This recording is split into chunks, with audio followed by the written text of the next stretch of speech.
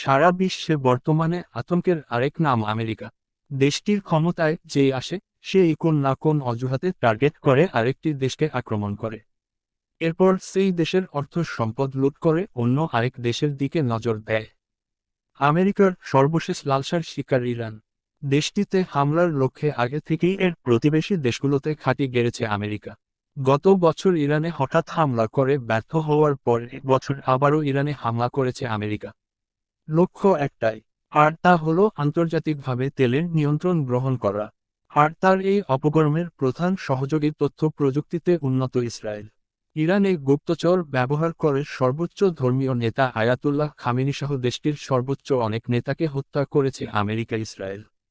তবে দমে যাওয়ার পাত্র নয় ইরান। দেশটি একযোগে আমেরিকার ঘাঁটি থাকা মধ্যপ্রাচ্যের দেশগুলো এবং ইসরায়েলে হামলা চালিয়ে যাচ্ছে। আর পুরো বিশ্বকে অচল করার জন্য প্রধান আন্তর্জাতিক বাণিজ্যিক রুট হরমুজ প্রণালীও নিয়ন্ত্রণে রেখেছে ইরান, যাতে করে এখান থেকে আমেরিকার মিত্র দেশগুলোতে তেল সরবরাহ বন্ধ থাকে। তবে আমেরিকার এর অপকর্ম সহযোগী হওয়ার জন্য ট্রাম্প ন্যাটোভুক্ত দেশগুলোকে এগিয়ে আসার আহ্বান জানালেও তারা এতে সাড়া দেয়নি। আর এদিকে ইরান অনবরত হামলা চালিয়ে যাচ্ছে ইসরায়েল এবং মধ্যপ্রাচ্যের দেশগুলোতে থাকা আমেরিকার ঘাঁটিগুলোর উপর। আর ইরানের আন্দোলনে একমাত্র প্রত্যক্ষ সঙ্গী রয়েছে লেবাননের হিজবুল্লাহ বাহিনী। আমেরিকার ইতিহাস পর্যালোচনা করলে দেখা যায় 1776 সাল থেকে দেশটি 70 থেকে 100টি দেশের সাথে যুদ্ধে জড়িয়েছে কিংবা দেশগুলোর উপর সামরিক হস্তক্ষেপ ও অভিযান পরিচালনা করেছে। এর মধ্যে বড় আকারের যুদ্ধ ও সরাসরি আক্রমণ করেছে প্রায় 25টি দেশে।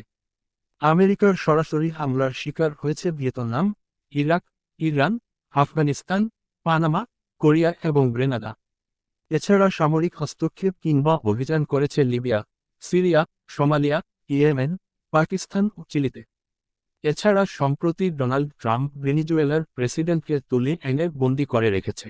তবে যুদ্ধবাজ দেশটি ইরানের সাথে টিকতে না পেরে এখন তাদের সাথে শান্তি আলোচনার পথ খুঁজছে।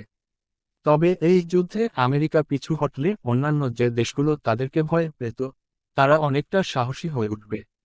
এছাড়া তারা আমেরিকার চাপিয়ে দেওয়া অনেক নীতির বিরুদ্ধে অবস্থান নিতে সাহস পাবে। দেশ বিদেশের নতুন নতুন তথ্য পেতে আমাদের সাথে থাকুন।